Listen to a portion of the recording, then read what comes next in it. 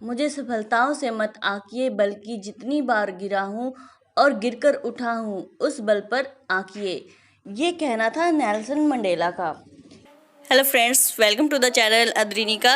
आज हम Nelson Mandela के बारे में बात करेंगे। 18 जुलाई को नेल्सन मंडेला इंटरनेशनल डे मनाया जाता है। मंडेला को जेल में डाला गया था तो उन्होंने अपनी आत्मकथा लिखी थी और उनकी आत्मकथा लॉन्ग वॉक टू फ्रीडम के नाम से 1994 में प्रकाशित हुई थी। वे देश के ब्लैक हैट थे और पूरी तरह से प्रतिनिधि लोकतांत्रिक चुनाव में चुने गए थे।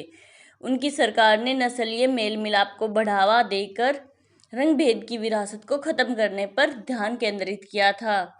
मंडेला को 1994 से 1999 तक सेवा देने वाले दक्षिण अफ्रीका के पहले अश्वेत राष्ट्रपति होने के लिए भी जाना जाता है। उन्होंने जिस तरह से देश में रंग भेदभाव के खिलाफ अपना अभियान चलाया, उसने दुनिया भर को अपनी ओर आकर्षित किया। यही कारण रहा कि भारत सरकार ने 1990 में भारत का सर्वोच्च नागरिक सम्मान भारत रत्न से सम्मानित किया गया। मंडेला भारत रत्न पाने वाले पहले विदेशी हैं। नेल्सन मंडेला दक्षिण अफ्रीका के पहले अश्वेत राष्ट्रपति थे। रंग भेद विरोधी संघर्ष के कारण उन्होंने 27 वर्ष जेल में बिताए थे। मंडेला कहते थे कि मैं 27 सालों की लंबी छुट्टी पर गया था। उनका मानना था कि दृढ़ता, जिद और विश्वास से हम अपने हर सपने को पूरा कर सकते हैं। उनका जन्म 18 जुलाई 1918 में मवेजो-स्टोन दक्षिण अफ्रीका संघ में हुआ था। उनके जन्मदिन पर नेल्सन मंडेला डे मनाया जाता है। उस समय जगह जगह काले और गोरे का प्रतिरोध हो रहा था। उन्हीं प्रतिरोध के दौरान नेल्सन मंडेला के परिवार वालों ने उनको कहानियों के रूप में अपने पूर्वजों की वीरता की कहानियां सुनाया करते थे। नेल्सन मंडेला को भी अपने देश के और अपने लोगों के प्रति सहानुभूति पैदा हुई।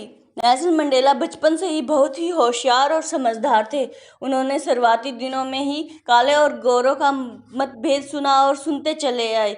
मतभेद उस जनजाति से लेकर पूरे दक्षिण अफ्रीका में आग की तरह फैलता चला जा रहा। अब नेल्सन मंडेला अपने बचपन के दिनों में थे। बड़े हुए तो नेल्सन मंडेला कुछ समय विचार करने और कई जगह काम करने के बाद उन्होंने दक्षिण अफ्रीका विश्वविद्यालय में दाखिला लिया।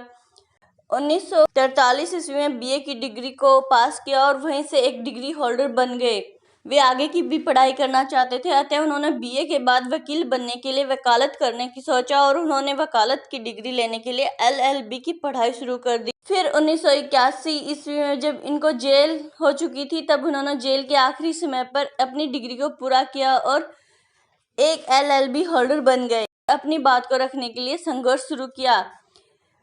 इन सभी कार्यों की वजह से नेल्सन मंडेला देश दुनिया भर में बहुत ही प्रसिद्ध होने लगे। अतः उन्होंने कई पार्टियां शामिल करने के लिए निमंत्रण आने लगे, लेकिन नेल्सन मंडेला ने केवल अफ्रीकी राष्ट्रीय कांग्रेस में 1944 ईस्वी में शामिल हुए। नेल्सन मंडेला के साथ घटित कुछ घटनाओं के बारे में चलो आज हम चर्चा करते हैं। एक बार नेल्सन मंडेला ट्रेन की यात्रा कर रहे थे, तभी उन्होंने काले होने की वजह से बहुत ही प्रताड़ित किया गया और उन्हें ट्रेन से बाहर भी फेंक दिया गया।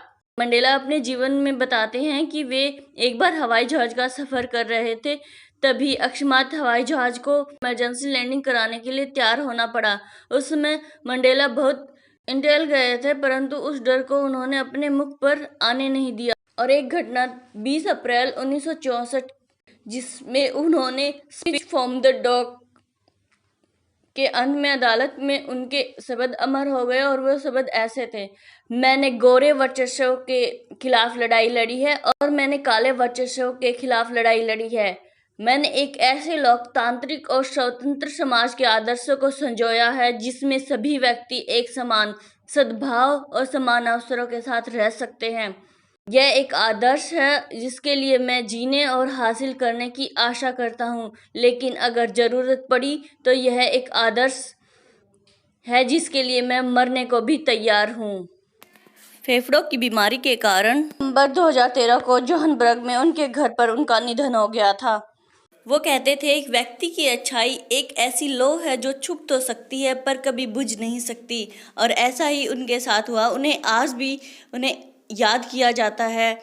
हमें अपने बच्चों को बचपन से ही ऐसे महान व्यक्तियों कैरेक्टर के बारे में उनसे डिस्कस करें ताकि वो भी उनसे कुछ सीख सकें।